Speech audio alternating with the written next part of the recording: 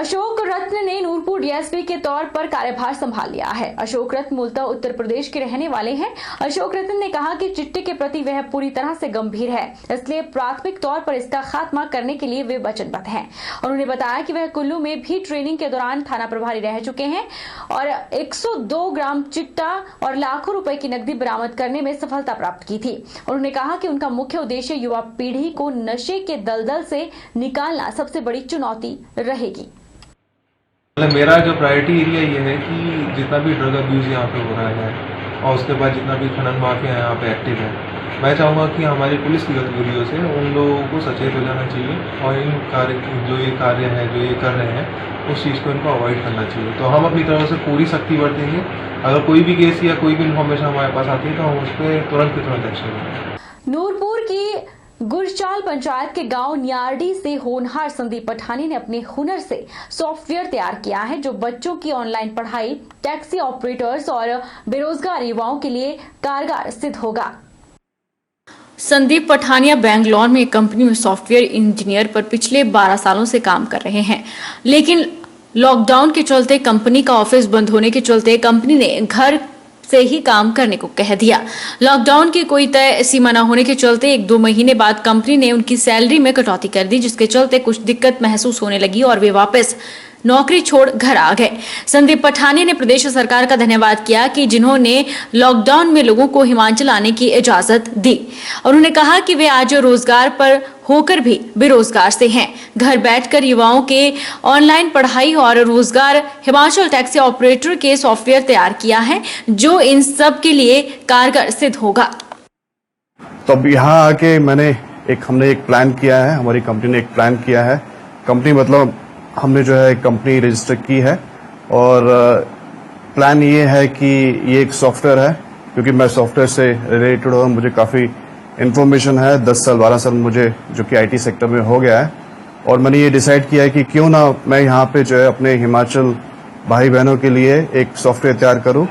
और ये जो सॉफ्टवेयर है ये टैक्सी से रिलेटेड है, जो कि आने वाले टाइम पे हमारे जो हिमाचली भाई बहन है उनको जो है रोजगार देगा, अनएम्प्लॉयमेंट की समस्या को कम करेगा और हम लोग जो है आने वाले टाइम पे जब इसको इम्प्लीमेंट करेंगे लार्ज स्केल पे तो ये जो है बेनिफिट रहेगा हमारे जो है हिमाचली लोकल एड्स के लिए। तो इसमें ऐसा है कि इसमें थर्ड पार्टी तो नहीं रहेगा, जो भी इंफॉर्मेशन या जो भी हमारे भाई बहनों का जो भी टैक्सीज जो है बुक होती है तो उनको डायरेक्ट जो है पैसा मिलेगा। तो ये जो है कॉन्सेप्ट जो है मैं बेंगलोर से लेके आया हूँ और मैंने सोचा कि क्यों ना हम इसको हिमाचल में ही इम्प्लीमेंट करें।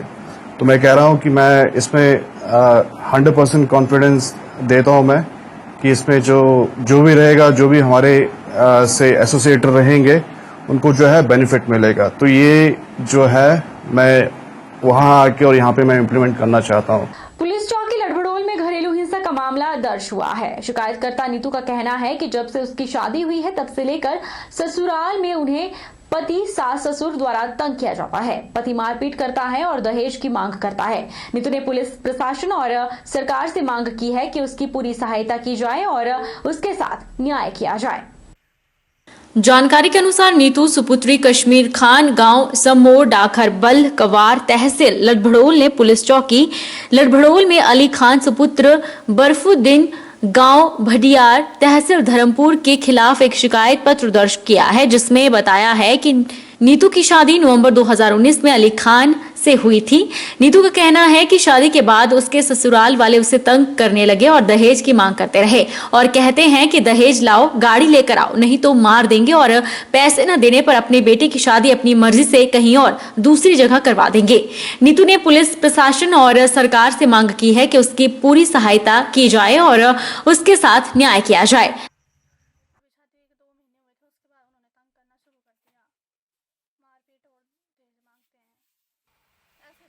बर्ताव करते हैं, जैसे नौकरों की तरह बर्ताव करते हैं, काम करवाते हैं पूरा और खाने को भी मतलब टाइम से खाना नहीं खाने देते और मारपीट करते हैं तीनों। वो क्या बोलते हैं, ऐसे बोलते हैं हम उसकी दूसरी शादी करवा देंगे 5 दिन के अंदर और क्या बोलते हैं पैसों के साथ ही खेलते हैं, ऐसे ऐसे तो हम ऐसे खरीद लेते हैं। और फिर मेरे गहने गुणे वो भी उन्होंने सब अपने पास रख लिए हैं। और अब बोलते हैं कि जो कपड़े कुपड़े तुमने पहने हुए हैं सब कुछ, एक तिल्ली है मेरे पास, उसको बोलते हैं वो भी लौटा दे, और बदन के कपड़े भी दे दे, वापस कर दे हमें सब कुछ। नीतू के ससुराल पक्ष से नीतू के पति अली खान ने नीतू द्वारा उनके ऊपर लगाए गए आरोपों का खंडन किया है। अली खान ने पुलिस प्रशासन से इस मामले की निष्पक्ष जांच और दोषी के ऊपर उचित कार्रवाई करने की मांग की है। मैं अली खान हिमाचल लाइव टीवी के माध्यम से अपनी पत्नी नीतू के द्वारा लगाए दहेज प्रताड़ना पर अपना पक्ष रखना चाहता हूँ। नीतू को तो हमने काले महीने के लिए मायके भेजा हुआ था। जब वो 1 महीने के बाद भी नहीं आई तो मैंने उसको फ़ोन किए तो किसी ने भी मेरा फ़ोन नहीं उठाया। और हाँ, अगले दिन उन्होंने मुझे धमकी भरे कॉल करवाए और रिपीट टू रिपीट करवाते रहे, जिसकी कॉल रिकॉर्डिंग मेरे पास है। तो मैंने उसकी कंप्लेंट पुलिस स्टेशन धर्मपुर में करवाई तो नीतू ने मेरे ऊपर दहेज का इल्ज़ाम लगा दिया।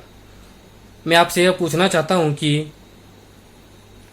जब मैं अपने ससुराल वालों के आर्थिक हालात पहले से जानता था और शादी का खर्चा हम खुद कर सकते थे, तो शादी के 1 साल बाद कैसे दहेज मांग सकता हूँ? और हाँ, अगर इसको हम तंग करते थे तो आज तक इसने किसी से कंप्लेंट क्यों नहीं की? बहरहाल बुलेटिन में इतना ही। आप देखते रहिए HP 24/7।